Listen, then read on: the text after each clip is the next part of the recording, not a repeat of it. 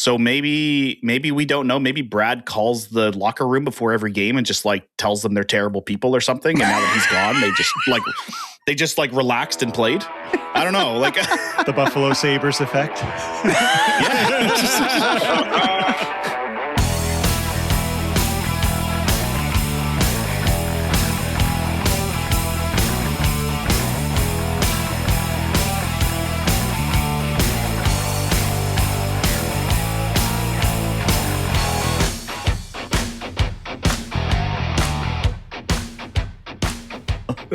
What was that, Gary? Can you say that again? Happy Easter, Patrick Waugh. Yeah. Second week in a row we have recorded when news of a coaching change broke. Last week it was in Las Vegas. With 8 games left in their season, they made a coaching change. Well, the Islanders decided to one-up it with only, and I'm just making sure I got the right number here. The Islanders with were only four games left in their season. They decided to make a move and out Patrick Waugh and replace him with Pete DeBoer. This is a little different than the Vegas one. The Vegas one, the Tortorella contract doesn't exist. It's literally for the last 8 games of the season and the playoffs. But apparently the DeBoer one comes with term. I haven't seen what that term is, but it's more than just this season, which is kind of insane because Patrick Waugh had 2 years left on his contract after this season, and they're in 3rd place in their division. So they're not even in a wild card spot. Now they're only a point or 2 up, but this is a big shift. 4 games left making this kind of move. Crazy. What do you guys think spawned this? Like, I know there's been some issues on the island. I don't know what you guys have heard, but give me your thoughts. Like it's a copycat league. I mean, a lot of people will say that about a lot of different things. Yeah. And I just don't think this happens unless Vegas does it last week because it's so crazy. But yeah, it is the new, like you said in the chat, Matt, it's the new thing, right? Like, it's like, I don't know. They're just chasing the bump going into the playoffs, and you have a little bit of a slide. Like they had lost a few games in a row, and they're just like, oh, we want that coaching bump going into the playoffs. That might be enough to put us over to win 16 games, I guess. Like it's just unprecedented. We don't have anything to compare it to. They're chasing the bump.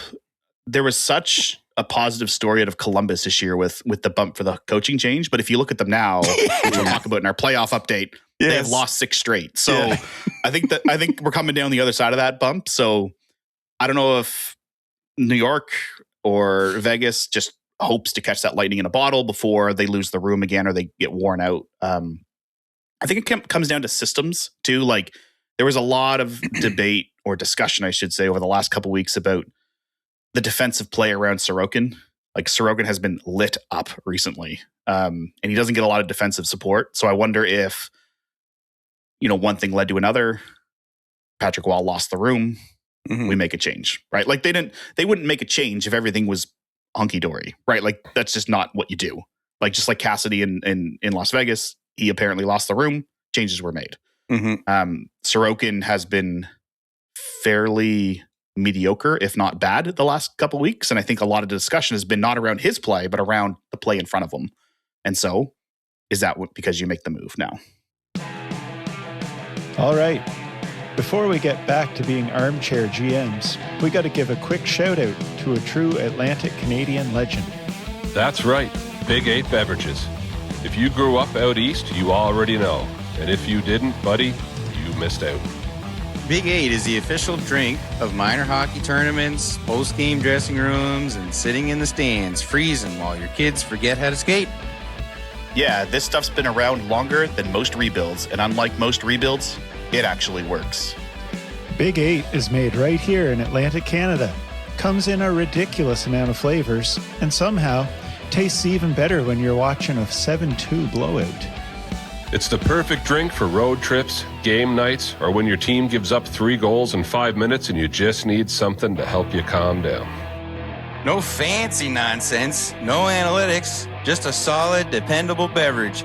Basically the shutdown defenseman of soft drinks. So next time you're at the grocery store, grab a Big 8.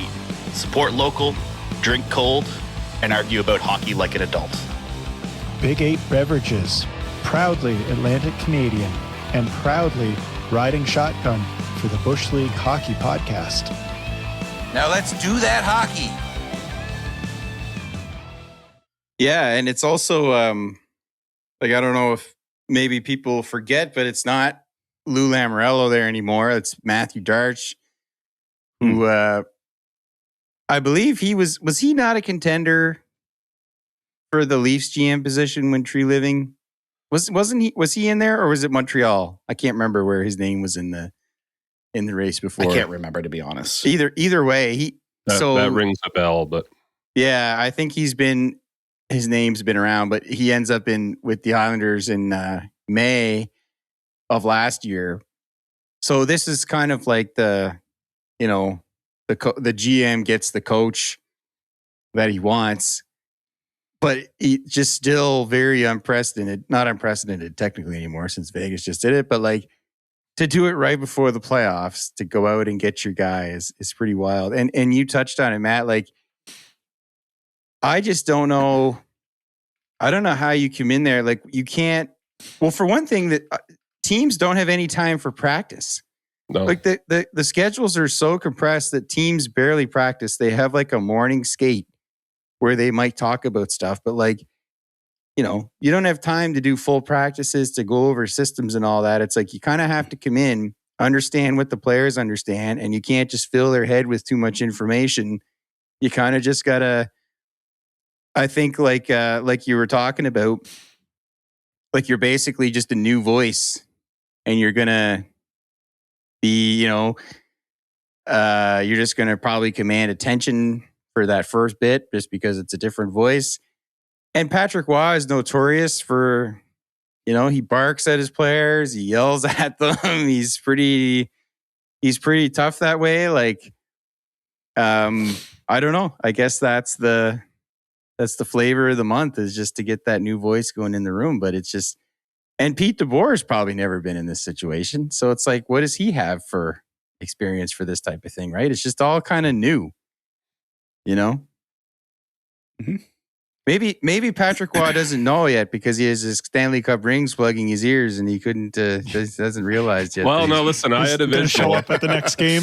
Yeah. I had a visual of him doing an Easter egg hunt this morning and opening up an egg, and there's a pink slip inside. And that's how they do it. It is weird. It's weird timing. But So it's funny. You mentioned like this is not a Lou Lamoriello team anymore, but Lou Lamoriello has fired coaches this late in the season before. So I think that's kind of interesting. For instance, March 23rd, 2000, with just 8 games left in the regular season, Lou Lamoriello fired coach of the Devils. They went on to win the cup that year. Is that the one where again, he became coach? No, no. Assistant coach Larry Robinson was promoted in that case.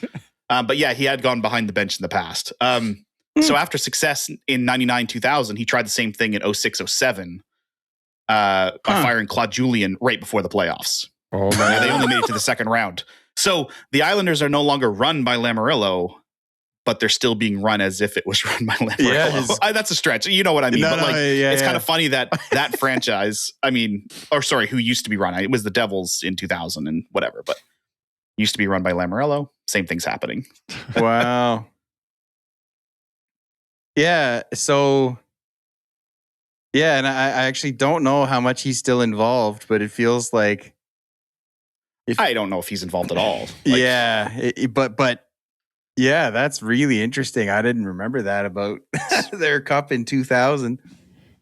Huh. Yep. It is an odd time to switch GMs or coaches for them, though, I think, because they're not in control of whether they make the playoffs anymore or not. Yeah. Ottawa has 2 games on them, and they're a point back. So it's really up to Ottawa. Yeah, Ottawa, man. I don't know. Well, like, I just feel like we're all struggling to comment on it because it's like, it's just strange, you know, just different. The other thing would be if they knew Pete DeBoer was their man and they see all the other coaches getting fired and they say, oh, we need to grab him before somebody else. That's a valid point, Gary.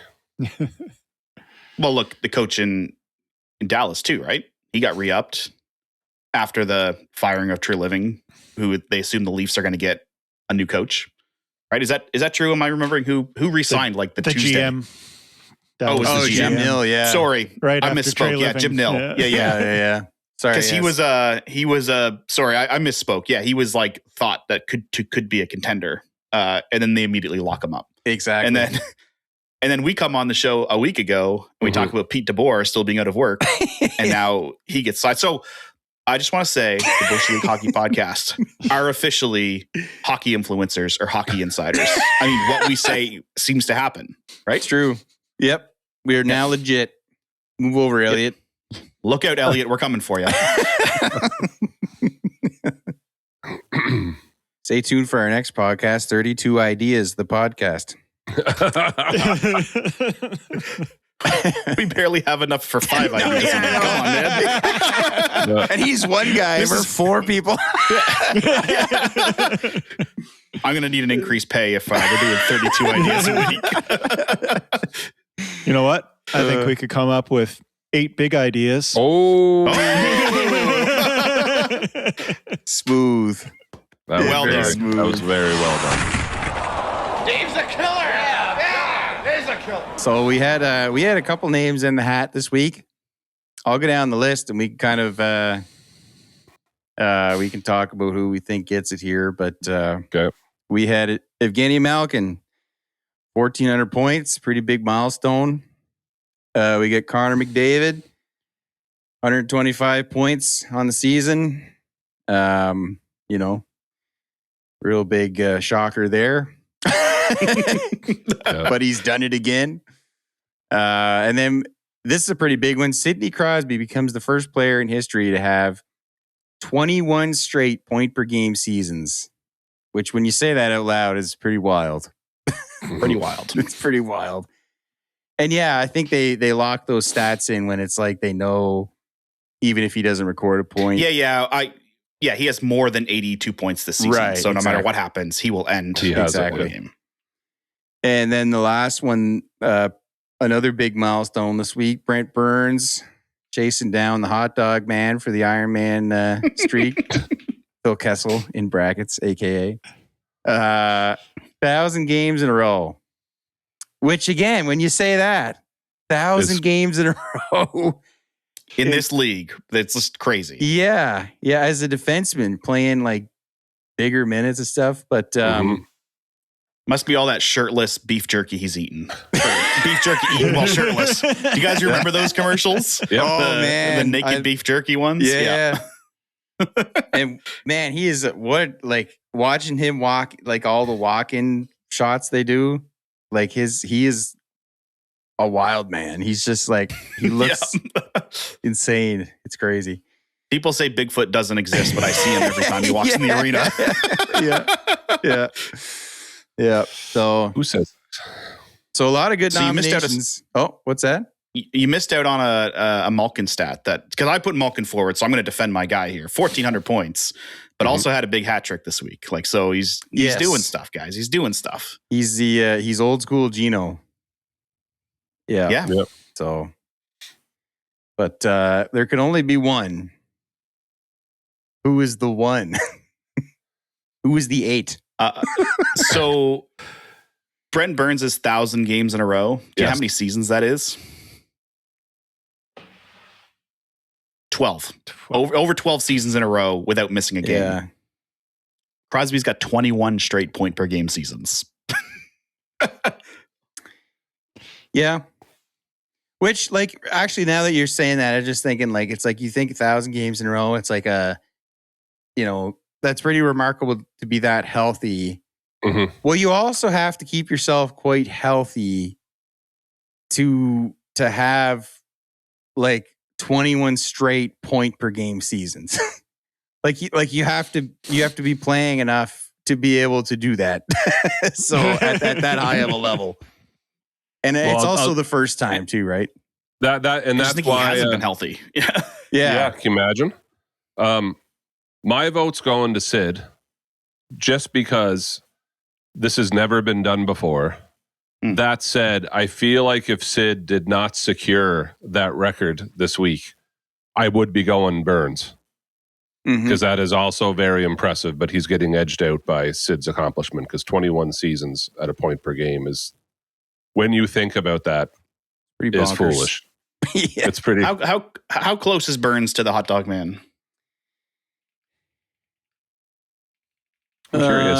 Yeah. 1,064 consecutive games for Kessel. I was going to say, I think right there. It's next season. Next season. Mid-year next year, maybe Brent Burns will get our Big 8 player of the game for breaking the all-time consecutive games record. But for now, I think I'm with Tyson. This one has to go. This one has to go to Sid. Yep. Agreed. I agree. I will, for the sake of Montreal Canadian fans, note that Jeremy refuses to acknowledge Cole Caulfield chasing down Nathan McKinnon. In our pre-show, Gary mentioned that, and Jeremy just deleted the comment out of the worksheet we have. Oh, he's not on the list here. Oh, he is. I think there's some bias going on here. Oh no, that's from the 22nd. He's on our. We already talked about him. Gary's a Habs fan. Shh. Breaking news. Yeah. Anyway, another Atlantic Canadian, just like Big 8. Congratulations, Sid. Cheers, Sid. Cheers to Sidney Crosby. He's still the hockey dad. That's good. Yeah, every time he came on the TV, my grandmother back in the day would say, "Oh, he's such a sweet young boy. He's such a sweet man. He's so good." It's like, did you ever hear his mouth when he's like, out and about? Or like some of the behind the scenes shows? Oh no, they're just awful. He is such a sweetest boy. Yeah, too funny. Yeah, perfect little angel. I will say, my wife's family lives very, very close to Sid's house. And so they literally shop at the same grocery store. And they've run into him a couple times now at the grocery store. And the poor guy going to get his own groceries takes the time for everybody. Like it must be a 4-hour trip trying to get a dozen things at the grocery store. And he's got the money. He could send somebody to go get his groceries. You have the money. Instacart's a thing. Yeah. You can do that now yourself. Yeah, true enough. Yeah, that's right. That's the thing. Yeah, but he stops and takes a picture with everybody. That's really cool. Yeah, I think he's on a lake with McKinnon, and I think Rick Bonus is out there in the summer too. I'm pretty sure, probably other guys, but yeah. But so they're all going to play in Columbus soon, or what are you saying there? Is there going to be some tampering going on? Marchand, McKinnon, Crosby. You thought they'd reunite in Colorado, but it's actually Columbus. Yeah, exactly. They're Korea, Solani, in Columbus. There you go. Random contracts floating in the lake. Oops, did I drop that? Whoops. It's already got your name on it. Just sign it. Floats over. All right. Sorry, Jeremy. I interrupted you. Go ahead. That's all good. I'm just going to tee you guys up for this one. This is what I thought we were going to be talking about priority one this week. So in Leafland, some big news. I think I would say most people saw this coming, I would say. But Brad Treliving. There's the first Brad, Gary. There's the second one. Just said it twice. Brad. So much editing now. He's out as Leafs GM. And the search is on now for a new GM for the Toronto Maple Leafs. What a time to be alive, eh, boys? So what's the initial reaction? What's the thoughts? Where do we go from here? So I don't know. As the week's gone on, I don't know about you guys. I have felt a little bit more and more confused over, like, I wasn't shocked Treliving was gone. I was kind of shocked at when he was gone, but there's some rumors about that as well. And then when Pelley spoke to the media, he left me a little bit more confused and almost like waiting for Elliott to come out with some insider stuff, because I'm like, what did he mean by this? What did he mean by that? And so I have a couple Spark notes here just for people if they don't know, because I've been asked twice this week, like Keith Pelley, who is he? Is he the new Shanahan? I'm like, no, he's not Shanahan. And I'm trying to explain to him. Did you know what I mean? So just some quick Spark notes, and I don't think some of this is helping, but you'll understand. So Rogers with Bell, sort of, okay, that's a whole nother discussion by itself, owns 75% of Maple Leaf Sports and Entertainment now. Rogers also owns the Blue Jays, who have just come off a very successful season, almost as successful as a season can get. This close, right? So I think there's also some pressure within the city and stuff too. That's another whole topic. But really, Keith Pelley himself, he's the president and CEO of MLSE, former Rogers media executive. His background is with Rogers Media, president of TSN, was even CEO with like the European PGA Tour, right, at one point. He's not really a hockey operations guy, but he knows sports entertainment, if that makes sense. So I believed him when he says, like, no, I want someone under me to come in here and run hockey operations. That is not me. I want to hire my guy, and I just trust him I believe him when he said that. So that's part of his talk. I don't know about you guys, that I 100% believe that, because he seems to be good at placing, in other disciplines besides this one, he seems to have been good at placing people in the right roles, right? Now, the rumor as to why Brad Treliving actually was fired. There's all this stuff coming out now about like systematic Boston things. Oh, never mind. Sorry. Well, Boston's come up. It just wasn't Boston. Just like, number one, the success of the Bruins this year as opposed to last year, and it kind of becoming a conversation of, so a team can do that in 1 year. Why can't we do that? If we still have some pieces here that we honestly believe in, though it be very few, why can't we do that? And then when they look at data, there's a lot of data-driven stuff here within their system that they're not happy with. I don't know what that's all about. But they want to like realign things. They're talking about a top-down, top-to-bottom structure of how things are happening. And then that also being related to the entire culture of the organization as a whole. And so if you're going to change all of that, when they say the culture, they're not necessarily just talking about dressing room. They're talking about there's something going on there that they feel like they need change everywhere. Now, who that is and who that change is, like, do you hire some people or do you let the GM do that? Like, if this GM is going to be if this is going to be your person, if that's your guy, do you let them have a lot of say in that as well? And is it kind of a mutual thing? So some other stuff has started to come out of this, and who they're looking for a GM. One name internally that I was surprised at, that Elliott repeatedly said, now this doesn't mean anything, but he's been told this multiple times. And I can see the look on Matt's face, he already knows who this is that Keith Pelley just thinks like a lot, like very, very, very highly of Haley Wickenheiser. Whatever that means, it might not mean GM. It could be an assistant GM to whoever they hire. It could mean that, like, I just want her here. Yeah. Like, who knows what that means? And then the other name I've heard come up more than any is actually Sonny Mehta. Yes. You guys have heard that as well? Yes. Assistant GM, Florida, back-to-back Stanley Cups. Kind of has a crazy background in all sorts of different stuff, analytics and data science, and right. Yeah, I think that's in line with Keith Pelley's comments about how the next guy needs to be very data-driven in his decisions, his or her decisions. I had heard Haley Wickenheiser as like an interim GM, but then they gave it to like their cap specialist or their capologist, Pridham.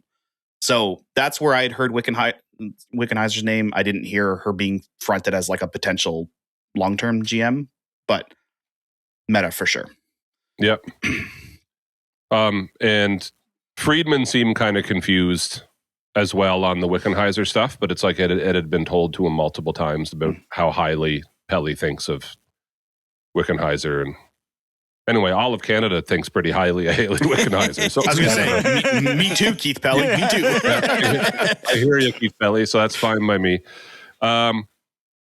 Sonny Meta, based on what Keith Pelley said, if he was dropping any tidbits at all, you're right, does seem like the fit for if you're getting to more data-driven pieces and you want a top-to-bottom change of things and you want to get a culture shift. I mean, look at the Panthers. A culture shift and analytics. Like, he's partially responsible for putting a lot of that together. I looked into him a little bit, just Spark Notes version real quick, and then I'll shut up. I want to hear what you guys think. Literally built the first full-time analytics department in the NHL. That was him. So he's got more experience literally than anybody because he's been running it longer. He's been doing this stuff longer. And I did not know he had a background in poker. I don't know why I was. Yeah. That shocked me when you said it, but then I'd heard that. Yeah. So he's quite the guy. I don't know if he's the right guy for a job. The only other thing I'll plant this seed and I'll shut up a little bit. He did drop a line about core pieces still being there. He said, like, we have foundational pieces. And so that, right off the top, I just view that as, okay, so Matthews, Nylander. I can't think of anyone else. Nice. Please, nice. I don't think so. All the talk around him lately, I'm like, no, dude, what are you guys doing? Well, and that's what I want your opinion on, because here's the deal, is I want Nyes to be untouchable.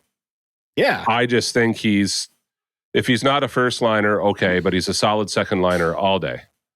And like, just watching, you could do a highlight reel of him fighting for the puck off people and holding people off while he goes in. That's what you want. That's culture. That's what you want. That gritty, he's the kind of guy you trade away and then spend the next 5 years trying to find someone trying to find someone like exactly. The only other asterisk I'd say here is I would argue Tavares is fairly untouchable with what he still produces for how much he makes. To me, you're not going to replace that for that much money. But that move might him be to a wing or third line next year and just let him do his thing. Might score. You're not going to find again. A better winger for $4 million, right? Like, it is what it is. So all that being said, I don't know who. I'll turn it over to you guys with some thoughts. I guess it's looking not like a rebuild, more like a massive retool. Like, they're not selling everything; they're just selling most. And selling most. It's a retool for an organization. Well, it's weird to say, but it's almost like they have no money to go out and buy anything with, but they're going to retool. Yes. Yeah. I guess someone's going to have to move then. Did you hear Nylander's comments this week about all of this? Where he talked about wanting to stick around if it's a retool, but not so sure about sticking around if it's like a rebuild. You know what I mean? Yeah, yes, and I did. And I don't know what you think, but like, I'm not going to lie to you. That's exactly how I'd feel if it were me. Oh, yeah. Absolutely. It's kind of like he's just saying it out loud, but that is exactly... Which that is what Willie does. He does what he wants. Like, we get on his case about showing personality, and then we complain that, like, Matthews doesn't show any personality. So it's like, we can't be satisfied here. I 100% agree with what... Yeah. I know his name. There's been whispers like if he was to leave Toronto, I mean, would he go play with his good friend Pasta in Boston? Which in that case, I don't want to live on this earth anymore because that would be a very scary team. Like, that would be terrifying to have the two of them together. I took Keith Pelley's press conference as full validation that we need like a president of hockey ops. So we don't have one currently. Like, we had Brendan Shanahan and we've had people before him. But Brad Treliving reporting directly up to Keith Pelley didn't make any sense. Keith Pelley doesn't care about the day-to-day operations of the Toronto Maple Leafs. There needs to be somebody in the middle to do like the exec talk. So that's how I kind of understood his press conference to be, like, even more of like we need someone in the middle here, and then we need a GM that's, going to drive the team forward hopefully like a younger GM, in my opinion. I know we did Dubas, but like he had some good stuff. I just don't want to see the same cycling in over and over again. So if you can bring in like a Meta who's an assistant now, he's got some pedigree in doing this stuff, give him a shot at the big chair and see what happens. I thought it was very CEO-y style press conference. I know there's a lot of people who are like really upset by the press conference. Not upset, but like confused, or that is the most, I heard like that's the most useless press conference I've ever seen, or that's the worst press conference in Shanahan's. Like there's all kinds of stuff being thrown around, but I just took it as this is a CEO that knows media relations. He's going to say a lot of words, but he's never going to, he's going to say a lot of words, but not actually say anything, in my opinion. So I didn't really take a lot what he said is. I did find Treliving's timing, like you mentioned, you were happy to see him go, but you were like questioning the timing of it, or like however you phrased it. I'm actually really happy they did it now, because they had talked even just last week about, after the season, we'll reevaluate where we are and make decisions on personnel. Free agent frenzy is like July 1st. Contracts have to be done. Right. Like you got to get your GM out of there. If you're not going to keep him, you got to get him out of there so that the new guy or girl can have more runway to actually prepare for a draft, prepare for free agency, sign the people you need to sign, move on from the people you need to move on from. I had heard that since Brad's contract was up at the end of next season, he was pushing to not go in next season with uncertainty. And I don't think the Leafs could give him that. Like, I think the Leafs had said, we'll see what happens, basically. Okay, I heard something similar. I heard that. So then the relationship kind of fell apart at that point. So when they wouldn't give him any guarantees, like, well, we don't know. Which, in my opinion, that's what you do. We just had a terrible year. You had a disappointing trade deadline day. Why would we grant you a multi-year extension? At this point, in my opinion, as an armchair GM, or I guess armchair owner in this case. And if he didn't like it, then see ya. Let's get someone who wants to try to retool here. So I thought it was interesting, like what William said. I'd be really fascinated to hear what Matthews says. We haven't seen Matthews since his surgery. We won't see him for the rest of the year. Maybe we'll hear from him in exit interviews when the season officially ends. But I'm really curious what his contact has been with MLSE now that there's no Treliving in the way. Like how is he and his wishes communicated? Because the team kind of rides through him. He's got a couple of years left on his deal. Next summer will be a big, not the one coming, but the next summer will be a big year for the Leafs and him, because they could re-sign him to a contract. And after seeing what happened with Marner, they need to retool for next year, or they may lose him as well, like they did Marner. Yep. Which, no matter what your thoughts on him are, there's lots of thoughts. It's Toronto. There's always lots of thoughts. He is an almost 70-goal scorer. That is the highest scoring player in Leafs history. Your number one center. You can't just let him go for nothing like Marner. You just can't. No. Like, it doesn't matter what you think of him. You just cannot do that.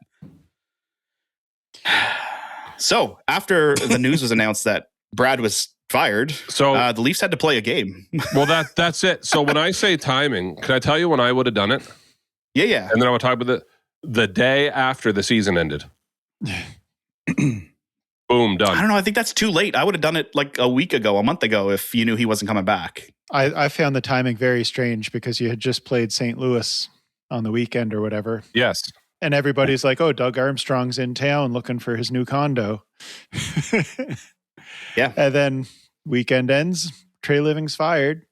And now it's a week later, and we seem to be at the point of, oh, I guess it's not Armstrong. Yeah. I would even go back further. It's like, why did you let him bumble through the trade deadline? Yes. So either do it earlier or just let the season ride out. And like literally the day the season's done.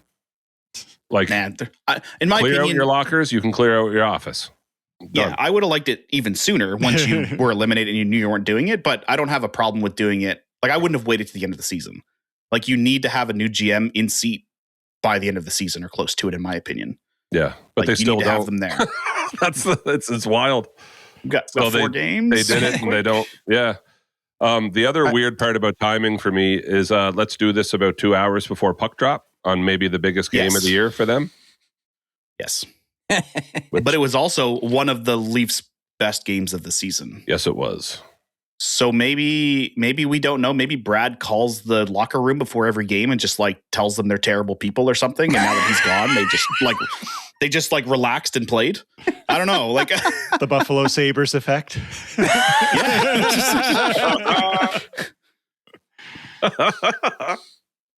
Man. So what'd you guys think of that game? The revenge game. It was scrappy. Certainly was. But they didn't lay off and they didn't just hit Gudas. It was like, no, this isn't They played with purpose. They did. If you wanted to see sandpaper, well, I'll show you sandpaper. That's how it felt. I believe the word is snot. Tyson, we're bringing snot to the lineup. Said the now unemployed Brad Treliving. Yeah, snot. They snotted all over that Anaheim ice. What a loss for Anaheim, though. They can't lose that game at home in a revenge game, and they lost it. Maybe at the start of the season, Louis. you should see who you're playing and tell them to take a run at your captain so they can get upset and get fired up for the whole rest of the season because they get fired up about that. Maybe that's the... What's interesting is like on Saturday morning's 32 Thoughts, Elliot was saying before that game, he was being told that the Leafs were having internal discussions of fighting somebody on Anaheim every shift, basically, or fighting Gudas every single time he was on the ice. Like that was what they were seriously considering. Now he only ended up fighting a couple times. Jake McCabe kind of jumped him, and obviously Domi got him at first. An interesting part of this, what you just said was, not only were they talking about trying to fight him every time he was on the ice, they had an order at which they had called dibs to go. Oh yeah, I didn't hear that. That's awesome. So yeah, but I'm putting two and two together when I heard Elliot say that because. Riley said something in an interview that it was like, well, how did you just decide who was going to try Gudas right away? And he said, oh, well, it was Max. He said, and they literally he's best broke friends it down. with Matthews. He was going to do that. But on top of that, do you know what they did in the locker room? Who's played the most games? So who has the most seniority? And so it was like, so here's a list of 5 guys on our team that all want him.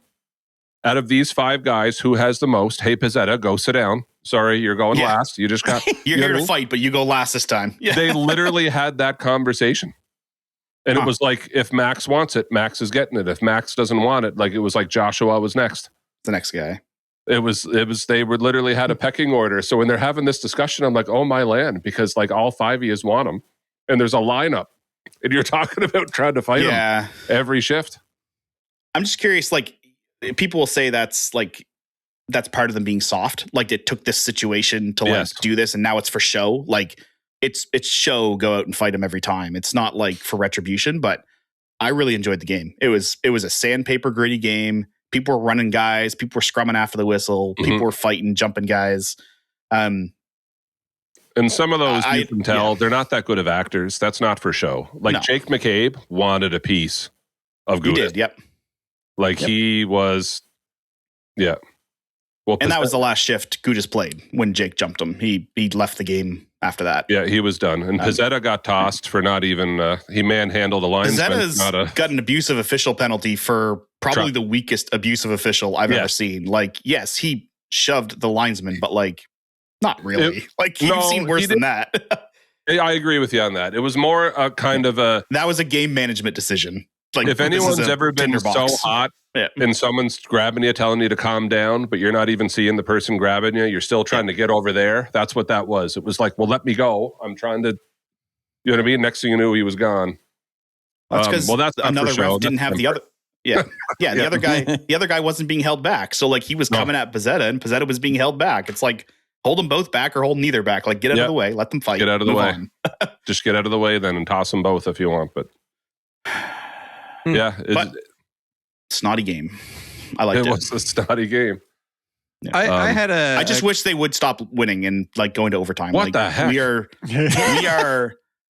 We are so far in the middle now that Boston is going to get a fantastic pick. Like I think we're 25th out of 32. So like we're giving them like the 7th or 8th pick. Like I mean, there's still a chance, but you're wrecking your chances. So like it's every time. You have to lose out, hope the other teams win, and then you have to like be advantageous in the lottery to drop down. Yeah. Or you just start winning the rest of the way out and try to move that down to 10th.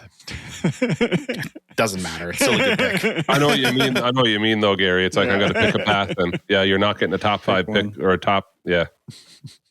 I know what you mean. I 6 to had 10. a question from that Keith Pelley press conference. The analytics comment kind of piqued It my threw me interest. because we have an analytics department. Yes. Yeah, so We do. So Very good one.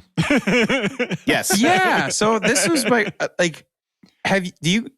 Maybe you guys already know this. Maybe you've looked into it, but like, do you know how big the department is? Like, do you have any guesses how big it is? And I mean, if it, like, I wouldn't imagine you would know, but I'm just curious if you would take a guess. How big is that department? Well, when I toured Scotiabank Arena the other day, I was only no, they didn't show us the analytics department. Right. I'm going to say 15 people. Okay. It wouldn't shock me, Gary. I believe there's like 150 people in the full hierarchy of the full hierarchy of it. So 10%. Yeah, that's an interesting guess. I saw one year Shayna Goldman, who writes for The Athletic, she would put out an updated analytics staff list for each team every year. So I just found a list from last year, and you weren't too far off. At least as far as like the I don't know, the main people. The Leafs have 11. Which leads the league. It leads the league. So the Chicago is second with 7. And then most of them tend to be around 4 to 5. But I just find that interesting because the Avs have been long known as an analytics heavy team. It's in the DNA of how they talk about hockey, whether it's the GM or the coach. They have 4 on staff. But I've heard, like, if you follow people like Jay Fresh or Hockey Viz or some of these advanced stats guys, I know they've talked about the staff on the Avs as like, you know, like really good at what they do. They pioneer some stuff. So it's like, I just find it interesting how the different staff sizes. So the Leafs have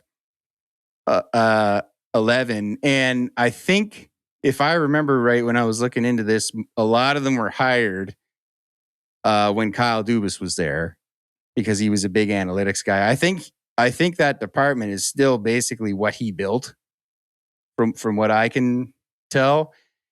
And I'm just curious what they've been doing for the last. They appear to all still be hired. This list is as of last year. But I don't know. I don't know how much work they've been doing. Like, I'm sure they've all been tracking and doing their, like, I assume I'm the sure way they that pass works. in the same reports they always exactly. do. They've been, yeah. Power play sucks. You should make a change. Yeah. Just nobody listens. Right. Exactly. Like that. I'm curious how much ear they have of the higher ups. Like, there was a story about a couple years ago how draft recommendations were coming from advanced analytics, and the GM group just didn't adhere to them. Like, I think, I don't know if it was one of the podcasts this week or last week. I can't remember, so I'm not going to call out who said it, but they had basically fallen on deaf ears, their advice on some drafting people. Right. And so you may have an 11-person staff, but that doesn't mean when you hand in your reports that anybody listens to them or reads them. Yeah. And that's where I was kind of going with it is I think the staff is still there. They've probably been diligently tracking, and they probably have lots of reports that show different things. But in the past, I think Dubas had a pretty close relationship with them, and in my opinion, a lot of that was fruitful. I mean, like, when he was GM there, that was some of the most competitive Leafs teams we've seen in a long time, right? Like, they were really good and very, very data driven. So I'm just curious if you get an analytics friendly a GM who comes in. I mean, it's a huge investment in the staff that if you get a coach and you get a GM that all buys are data driven. Yes. Like you're right. The Dubas era, especially with Keith, who was like, I'm going to say younger, but you understand what I mean. Not like a recycled coach that had been recycled 50 times. Right. They had like fantastic regular seasons, obviously, broke tons of Leafs records. Playoffs are a different beast. And I think when they brought in, Berube and Treliving, they were trying to force culture shift through the people, but like they still have the same players that were brought in based on advanced stats. Right. And so it was like a round peg going in a square hole kind of thing. Yeah. So like you've got a combat of culture in a way. And I don't mean like the gritty culture, but I mean, you have all these Dubas signings expecting to play different roles. Right. Yeah. And that's not how they should have been coached. That's right. And I think there's a lot to be said for that, especially these days. I'm even looking at Pittsburgh's analytics staff as of last year, and it looks like it's like, it's getting bigger because Kyle Dubas is GM, and that's the way he kind of rolls. But yeah, it's and the only reason I kind of wanted to mention it too was the hockey analytics. There's like a conference that they do each year, and this past year the Avalanche hosted it. So the PDO cast, which is a Sportsnet podcast, which I really like, Dimitri Filipovic. You like it? Huh? You like it? The PDO cast? Yeah. Yeah. Did you get all your news from the Bush League Hockey Podcast? Okay, carry on. I hate them. I hope they fail. I wish that on the PDO cast. Come on. I love you, Dimitri. He's not listening to this. Yeah. So, I've never seen this before, but they had Jared Bednar on as a feature interview that they did live in front of an audience in Denver. And I thought it was kind of interesting. You don't typically see like kind of in-depth interviews with active coaches. And he kind of talked about some stuff that I guess I've heard him talk about on and off, but they built a culture from the start, starting with Joe Sakic when he was hired there and replaced Patrick Waugh. Sorry, Patrick Waugh, replacing Patrick Waugh. Full circle. Full circle. They baked analytics into it from the start. And it was clear from management that this is the way we want to operate. And Bednar had to buy into that. And he's made a lot of, like, they talk about how they approach trade deadlines and the meetings they have beforehand, where the coaches get together with the management and they look at a list of players and they talk about, like, they've been doing this for years now, right? So there's like, here's what we like. And they go to their analytics staff and they get the models and the reports and they look at that and they weigh that. So they were pretty transparent about that whole process. But all that to say is it's kind of baked into the culture.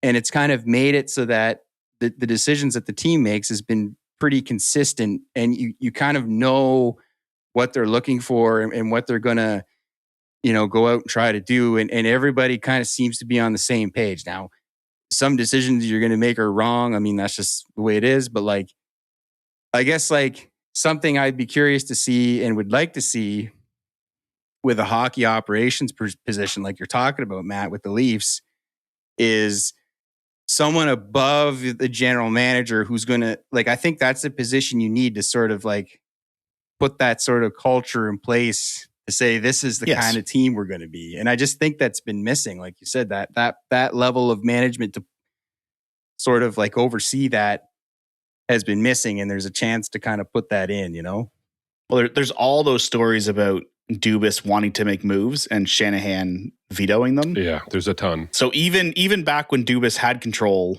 of the management of the Leafs, even though he was a believer in advanced stats and he hired a coach who was a believer in advanced stats, people above him still weren't. Right. You know what I mean? So you're kind of handcuffed there. For sure. It has to be the full chain, I think. You have to get buy-in top to bottom. Yeah. Bought in. But yeah, I just thought that was interesting. So it sounds like next week you're going to give us a breakdown on advanced stats. Like, what maybe is this next week Corsi is I the keep week. Hearing about? Yeah. Maybe next week is the week.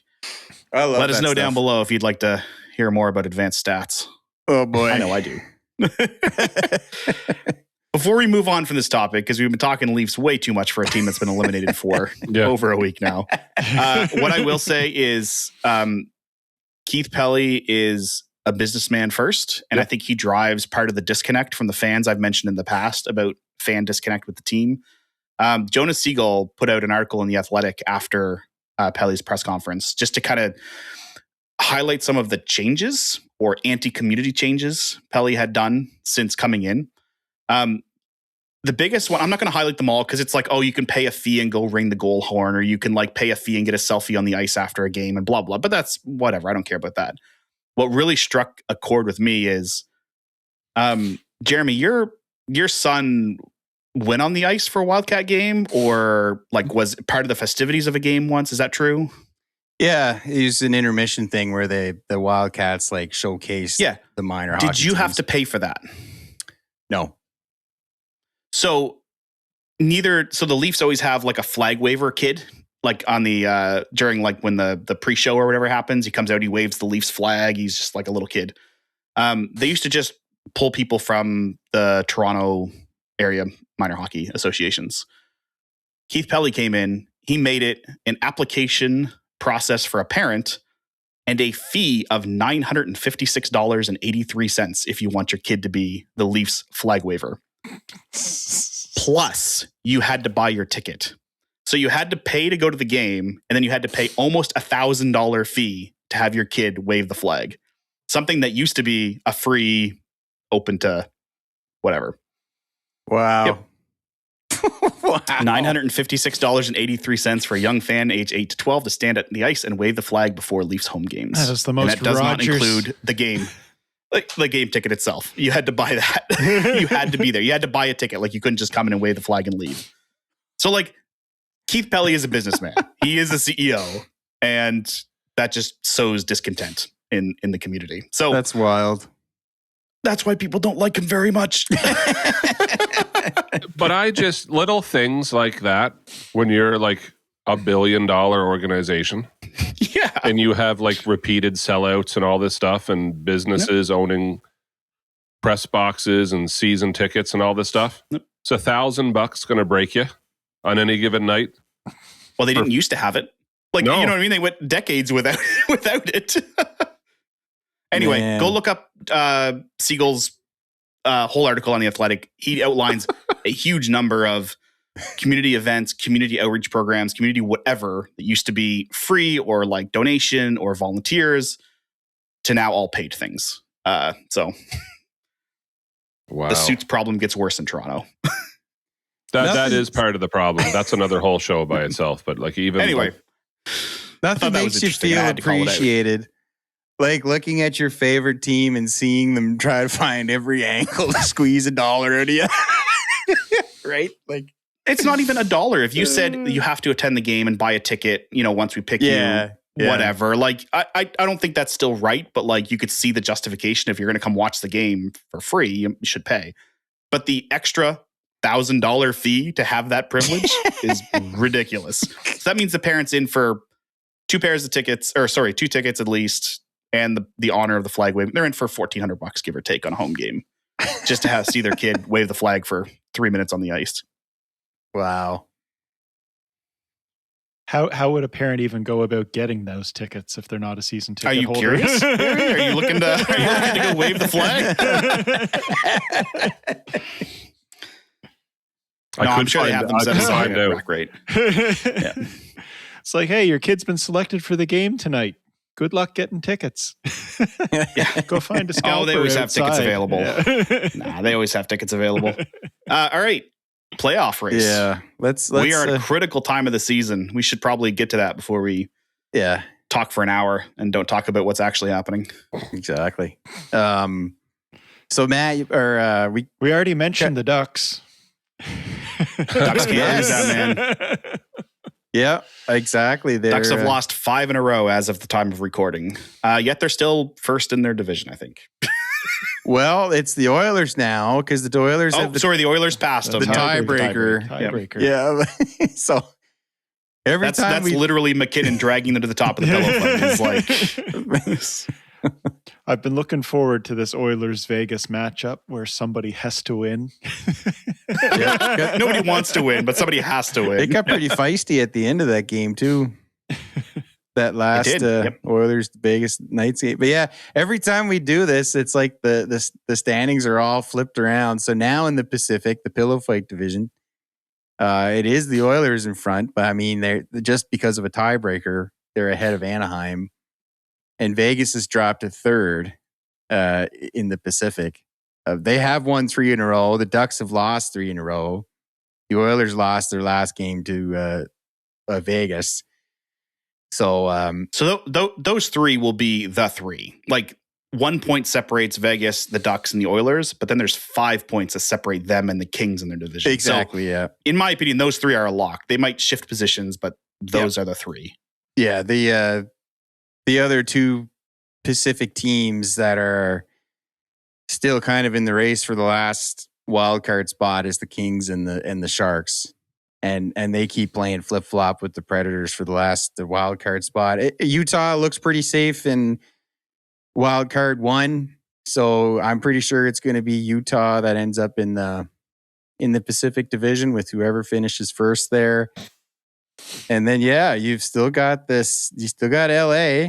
They're flip-flopping with the Predators. They're still here. Yeah. They're still whatever they are. They've won a game. The Predators won 2, but they're tied at 81 points. And the Sharks are right there with 79 and a game in hand. I think it's going to be tough. I think it's going to be tough for them. I know they're only 2 points back, but with 2 teams, and if they miss, man, what a disappointing season. Like honestly, like anyway. Yeah, I agree. I hope it's the Sharks. Well, they'd actually, whoever gets that position will be playing the Avs in round 1. Celebrini is going to light you up. I mean, I hope. I mean, it'd be a fun story. Like, come on in. Like, let's see it. So Jay, if, and I don't want to get sidetracked. I promise I don't. If the Sharks squeak in and they're in, does Celebrini get the heart?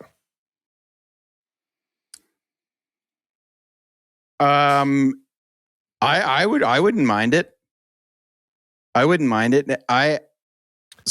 not opposed to it either, but I feel like that's what would put him over the top because if they get in, he drug them across. Yeah, only the 6th teenager in history to reach 100 points. Yes, I think. Can you name the other 5? It's pretty trivia incredible. time. Oh god, do it!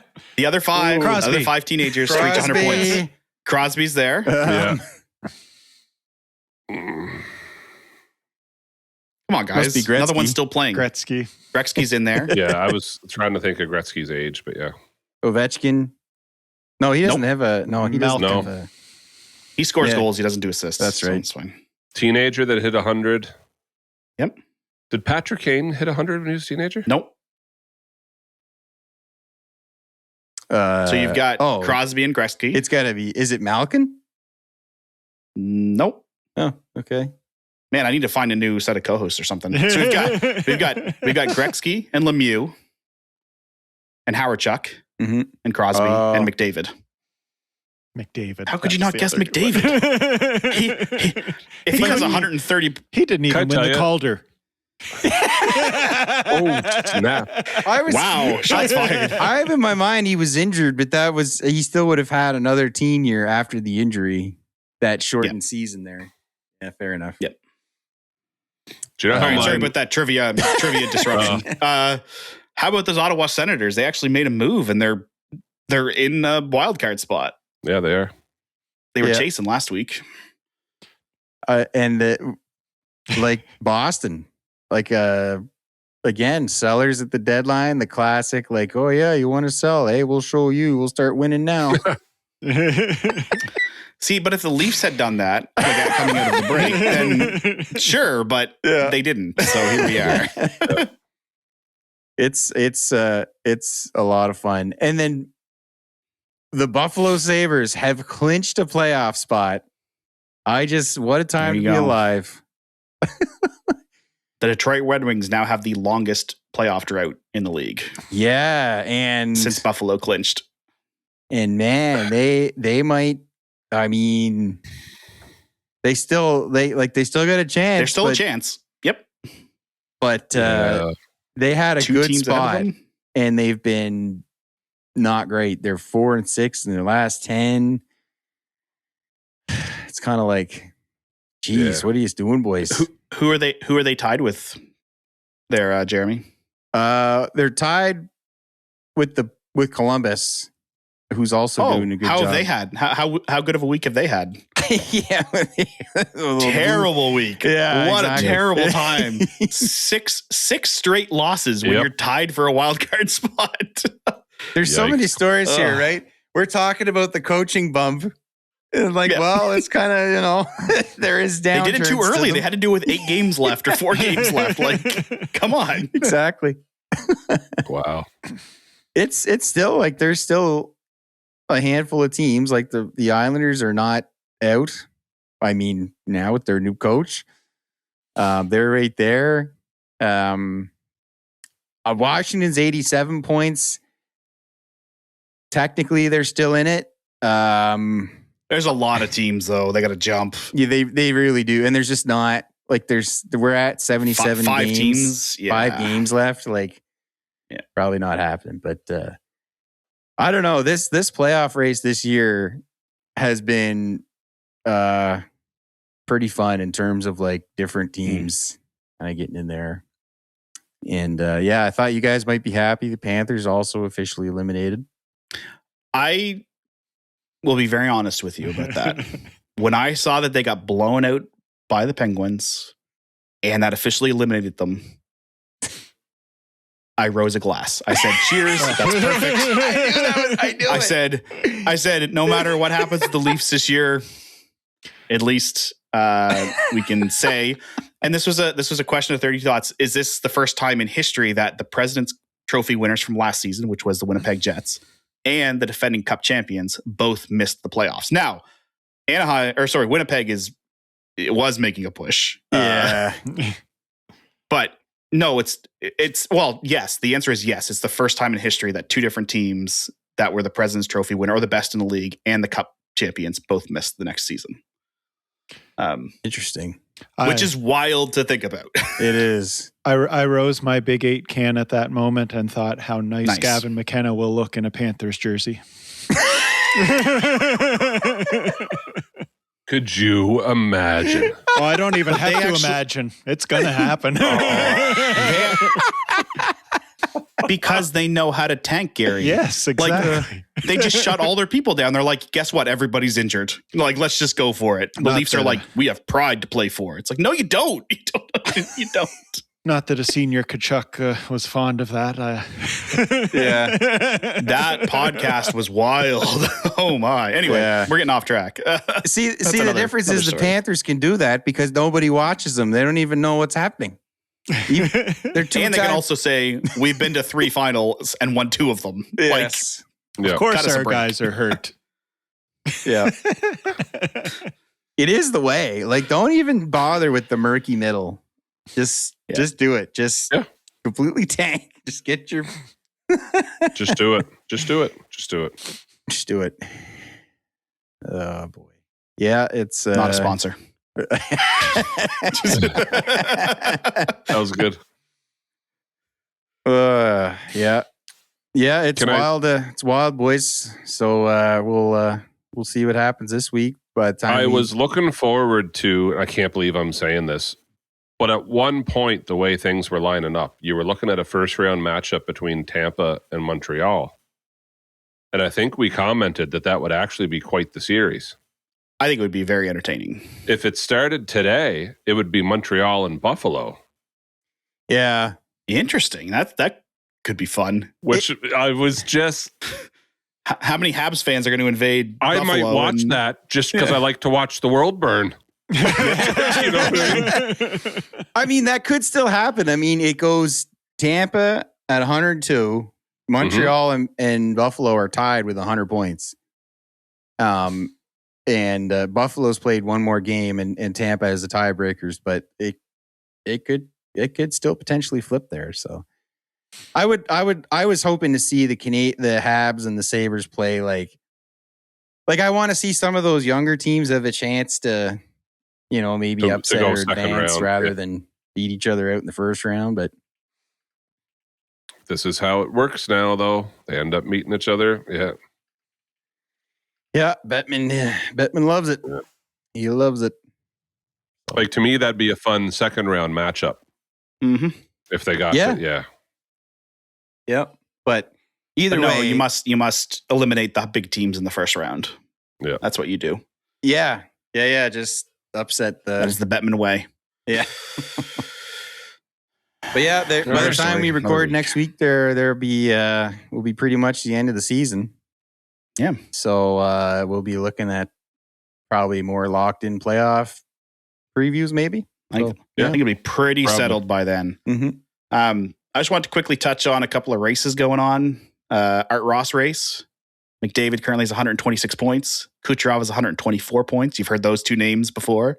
And where's the trifecta? Oh, yeah, 121 points for Nate McKinnon. So, again, you've got those three that have battled year after year for the Art Ross going into the final week. It's pretty cool. And then another one that touches one of your guys, the 50 goal mark / Rocket Richard race. You've got Cole Caulfield sitting at 49 goals, we mentioned earlier. Nate McKinnon has passed the 50 goal mark. He's at 51. So what happens in the final week? Do we have Caulfield catching him? Do we have McKinnon securing the Rocket Richard trophy? It's a couple of close races. Yeah. And I mean, there's probably a lot of people will be excited to see Caulfield get it. Now, McKinnon's never had the Rocket Richard. So I would be pumped for him to get that. The only way he's going to get it is if the Avs power play, which has gotten a lot better since the Olympic break, continues to roll. I mean, almost all of his goals have been at 5-on-5, which is ridiculous. Like, because their power play has been bad. So I think he has a chance to pot a few more before the end of the season. But do you think there's any chance that they take him out to rest him? Well, yes, there is a high likelihood of it. And I was about to say that typically this time of year, a lot of the production from those big guys slows down kind of for that reason. They kind of start rolling 4 lines and whatever. Like they need 2 points or for Dallas to lose another game and they've secured the Central, at which point they'll be in full like maintenance mode. So how would you like to be Jared Bednar approaching Nate McKinnon, asking him to don't bring him a stuffy. Don't bring him a stuffy. Listen, I gotta rest you. Well, what about one of these? Do you have the conversation, or do you just hide in the showers with a dart gun? And on that note, no, we can't end. I got one more stat for you, which will blow your mind. Who is the highest scoring defenseman in the league right now? Evan Bouchard of the Edmonton Oilers, 87 points. By a lot, isn't it?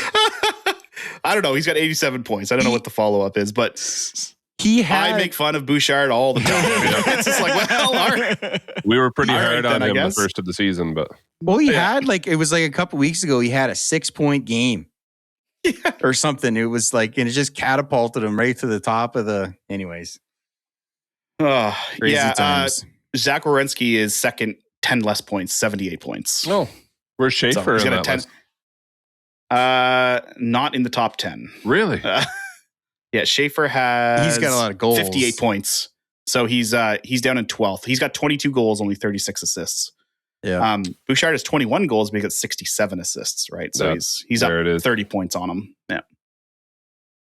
Wow. Oh, so Schaefer averages 24-38 a night. Evan Bouchard is 24-39 a night. One more second. That's freaky. Wow. All right. Apples to apples. Didn't play in that one. That's a cool stat. Cool. Well, another solid week there, boys. Like I say, we'll be talking about playoffs, and we can probably look at where some of these guys landed for stats and stuff at the end of the season next week. Yep. And I'm sure we'll have a GM fired or a coach hired, or it seems like it always happens Sunday afternoon before we record. True. So we are the insiders now. Who will be fired and hired on game 82? So Gary called it last time with Pete DeBoer. So Gary got any wise decisions for us? I think I've already thrown out the Gavin McKenna to the Panthers one for this one. All right. Such chaos. I've never been more upset at you than I am. Next week, there's a new host. Gary's just not around. Where's Gary? Don't ask those questions. Who? We've never had a Gary. Who?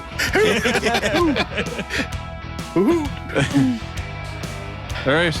Thanks for listening, everybody. Thanks, Big 8. Keep your stick on the ice.